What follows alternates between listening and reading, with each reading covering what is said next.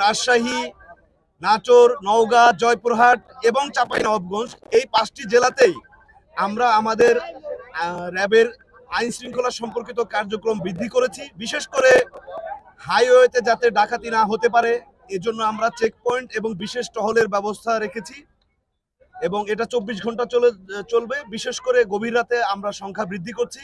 এছাড়াও এই অঞ্চলগুলোর যে rail station, bus station, shopping centre এই এলাকাগুলোতেও আমরা নিরাপত্তা জোরদার করেছি। তাছাড়া যেহেতু ঈদুল আজহা হচ্ছে আমরা বলে থাকি কোরবানির ঈদ, এবং এই অঞ্চলে অনেক বড় বড় কোরবানির হাট হয়ে থাকে, যেমন এই হাটগুলোতেও আমরা বিশেষ নিরাপত্তা ব্যবস্থা নিয়েছি। আমাদের অতিরিক্ত জনবল ডিপ্লয়েড আছে এবং আপনারা দেখতে পাচ্ছেন যে এখানে আমরা একটি কন্ট্রোল সেল এস্টাবলিশ করেছি। এছাড়াও এই অঞ্চলে যেহেতু গরম বেশি, অনেক সময় গরু নিয়ে যারা আসেন অসুস্থ হয়ে পড়েন, বিশেষ করে হিট স্ট্রোকের সম্ভাবনাও থাকে।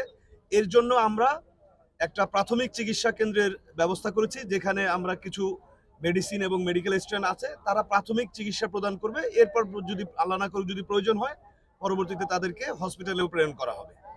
তো আমরা আশা করছি যে আসন্ন ঈদ উপলক্ষে এই অঞ্চলের মানুষ নিরাপদে গরুর হাটে আসা যাওয়া করতে পারবে, বিক্রি করতে পারবে, এবং যাতে করে কোনো ধরনের কোনো চাঁদাবাজি এই ধরনের কোনো ঘটনা না ঘটতে পারে আমরা ব্যবস্থা নিয়েছি। যদি এরকম কাউকে পাওয়া যায় তাৎক্ষণিক তাদেরকে আমরা গ্রেফতার করে আইনের আওতায় নিয়ে আসবো। এছাড়া আমরা জাল টাকা শনাক্ত করার জন্য মেশিন এস্টাবলিশ করেছি। যদি কেউ টেস্ট করতে চায় আমাদের এই কন্ট্রোল সেলে এসে জাল টাকা টেস্ট করতে পারবেন, আমাদের কাছে মেশিন আছে।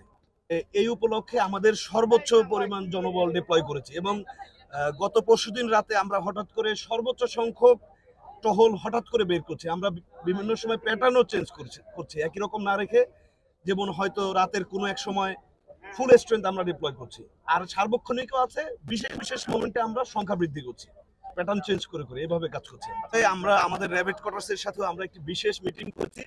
চাঁদাবাজি যারা করবে তাদেরকে পাওয়া মাত্রই গ্রেফতার করবো। আপনাদের কাছে অনুরোধ থাকবে আমাদেরকে খবর দিবেন, আমরা তাৎক্ষণিকভাবে তাদেরকে গ্রেফতার করবো। আর এছাড়া চাঁদাবাজিদের গ্রেফতারের জন্য যে বছরব্যাপী যে চলমান অভিযান, সেই অভিযান চলমান আছে। আর চিহ্নিত চাঁদাবাজি যারা, তাদেরকে আমরা যদি তথ্য পাই অবশ্যই গ্রেফতার করবো, আইনের আওতায় নিয়ে আসবো। এতটুকু আশ্বস্ত করতে পারি যে চাঁদাবাজির ব্যাপারে কোনো ধরনের ছাড় নেই।